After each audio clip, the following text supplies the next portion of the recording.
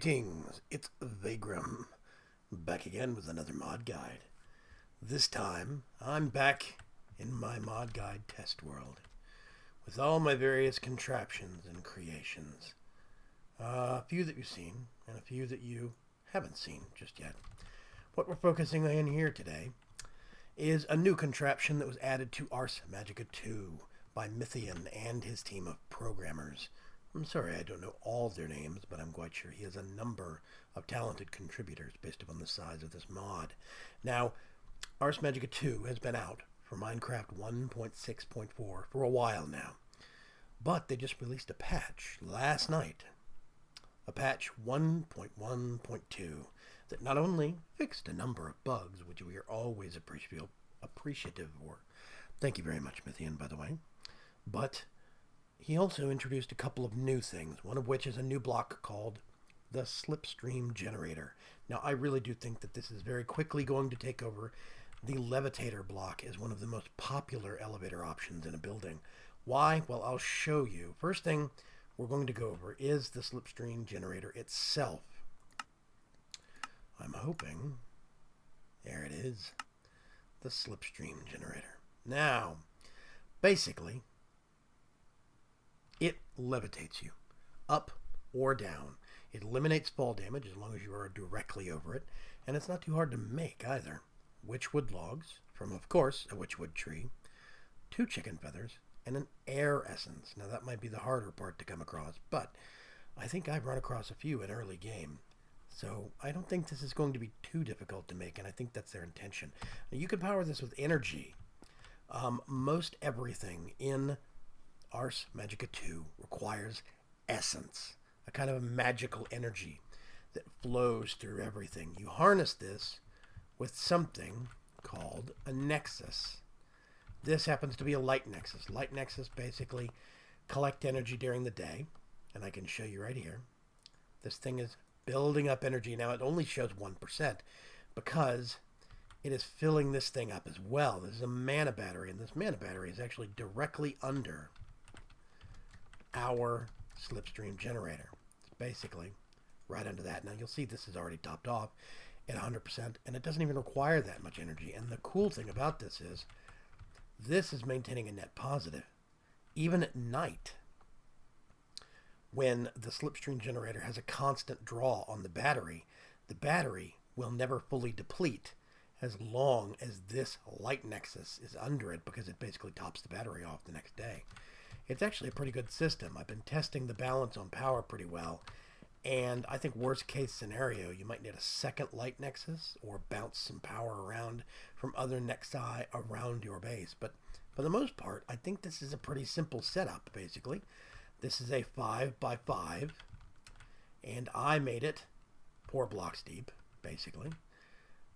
This is hanging just down below, and the Slipstream Generator is right there, I think. Yep, there it is. Peekaboo. So, now here's the fun part about this thing, right? It actually gives you control. It's not just lift one direction like the Levitator is. With the Arcane Levitator from Thaumcraft, it's below you, it boosts you up. If it's above you, it pushes you down. This does both. Basically, as long as I'm looking down, I'm hitting the jump button, can't even jump. But you'll notice level, look up a little bit, and I start going up. The faster I look up, the faster I go up. The faster I look down, the faster I go down. So if I want to go to the top floor of my structure, look straight up, and then just walk out. Now, here's the awesome part. The awesome part is, actually, you know what? Whoops. I'm going to show something to you real quick. I'm going to go into adventure mode. Here's how confident I am. Now, I'm just going to walk into this thing and look down. Not a stitch of fall damage. Not a heart. And if you look at the top of my screen, right in the middle, where it says plus 769 and comma 42, 42 is my Y level. I'm jumping a block. 42, 43, 42, 43. Now, if you look, this thing shoots me up to 56 quite easily. And it'll go even higher. Let me see. Let's take our roof off here. and see where it stops. I believe it's going to stop somewhere in the 90s. Now here's the cool part. 92 is what it's bouncing at. Here's the cool part. If you hit shift, you hold your position, which means I can even look down now and survey my map. I think that's pretty cool. That's very, very clever of Mythian and crew to do this because it gives you control. What I mean by that is that if I know I'm coming up on a specific floor, I just hit shift and walk forward. Boom. That's it. Back in the elevator shaft. If I want to stop at a specific floor, I can use slow up and slow down to more accurately gauge my position. Hit shift, move forward, get off where I want to get off. Fine-tuned control. It's not haphazard. You actually have control over where you stop, where you start, and how fast you move. So if I step in here, a little bit up, a little bit down, quick up, quick down. Now here's the thing, right? This thing is pretty ruthless. If you're one block off, this is a single block wide and a single block thick column that goes up 50 blocks into the air, which means that if you are one block to the side, you will plummet to your death. There is no forgiving on that. And these things do take energy, which means you'd probably have to have a pretty significant power network for Ars Magica 2 in order to have more than one of them in one place. But as you can see, with a little bit of a 5x5 by 4 deep footprint, you can actually make a self-powered elevator system pretty easily. And I, for one, really, really love this thing. I foresee it being very, very popular in my future bases, especially since it kind of gives you a little bit more feeling of movement than just popping up and down with an elevator block from open blocks. Now, I love the elevator blocks. They have had a feature recently where they require XP to change floors, but that can be turned on and off via config. But that's the thing. A lot of servers may consider it a necessary balance to have that block, the elevator block from open blocks, require experience, where this requires energy, and you can set it up to where it's self-powered.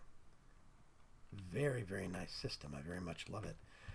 I think that I'm going to put one of these on top of my base, specifically, so I can go all the way up and then lock myself in place and survey the area high above my base. I think this is real cool.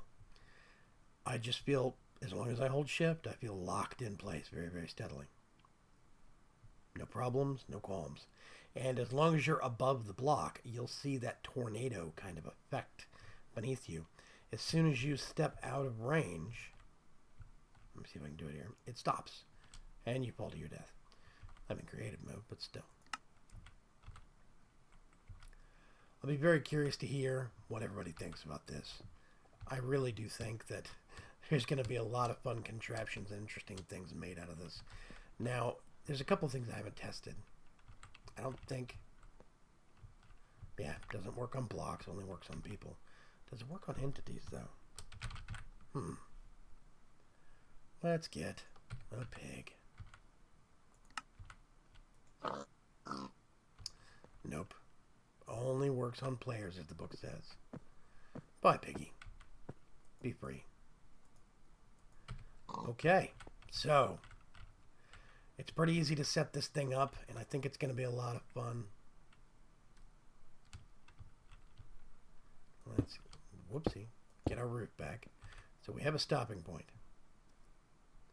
Yeah, nice and simple. Step off. There I am. And if I want to stop somewhere in between, just hold down shift. And that's it. I'll be curious to see you folks come up with other compact builds like this. Now, unfortunately, a Nexus is a 5x5 affair. This is as small as I can make it all in one place.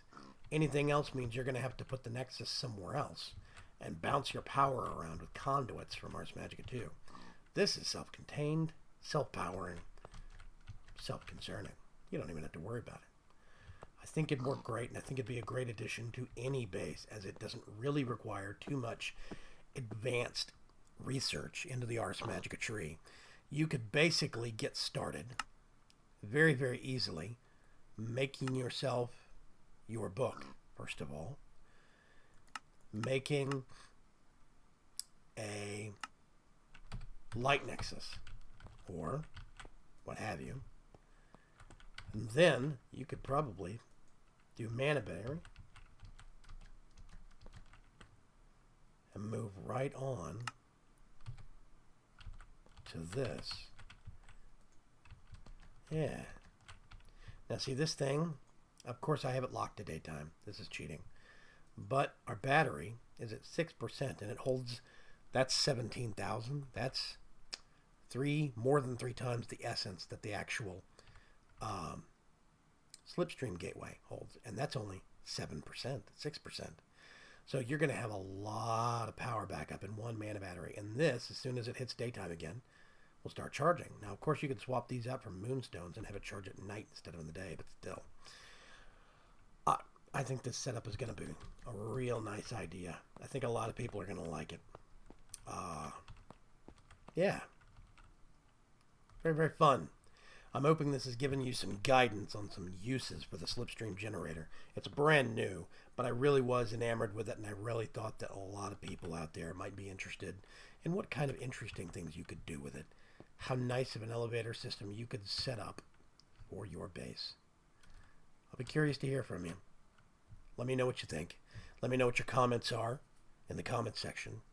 Remember to like the video if you found it informative or interesting. If you didn't, please make sure to comment on what you think went wrong. Let me know. I want to hear from you. This is Vaygrim, signing off. As always, thank you very much for tuning in and for watching. Bye-bye.